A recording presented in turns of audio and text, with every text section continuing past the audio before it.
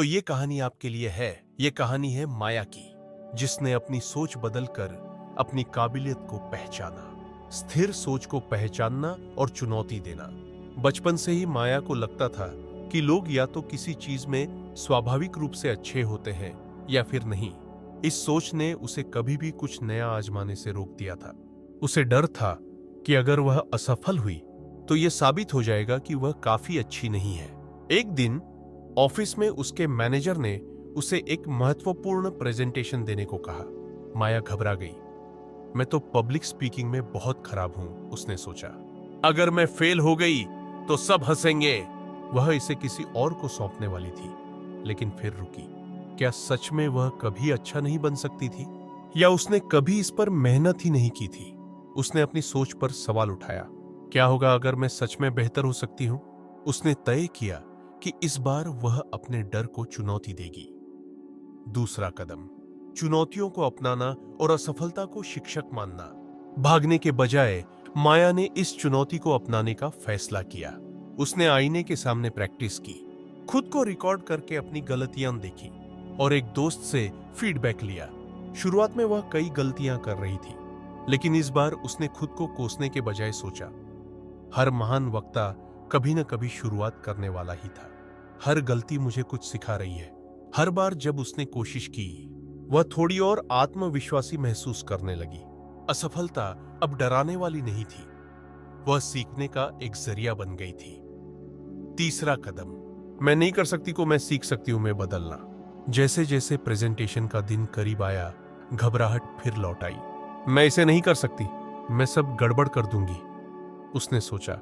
लेकिन इस बार उसने अपनी सोच को बदला। मैं अभी परफेक्ट नहीं हूं, लेकिन मैं सीख सकती हूं। मैं हर दिन सुधार कर रही हूं। अब वह इस प्रेजेंटेशन को एक डर की तरह नहीं, बल्कि एक अवसर की तरह देखने लगी। उसने खुद से कहा, मैं खराब वक्ता नहीं हूं, मैं बस एक सीखने वाली वक्ता हूं। वह दिन आ ही गया। माया टीम के सामने खड़ी हुई और प्रेजेंटेशन शुरू किया। वह पूरी तरह परफेक्ट नहीं थी, कहीं कहीं शब्द लड़खड़ा गए।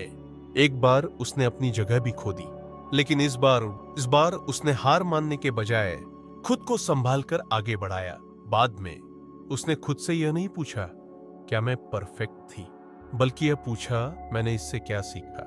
और जवाब था, मैंने सीखा कि अगर मैं कोशिश करूं तो मैं सुधार कर सकती हूं। अब उसका ध्यान परफेक्शन पर नहीं था, बल्कि अपनी प्रगति पर था।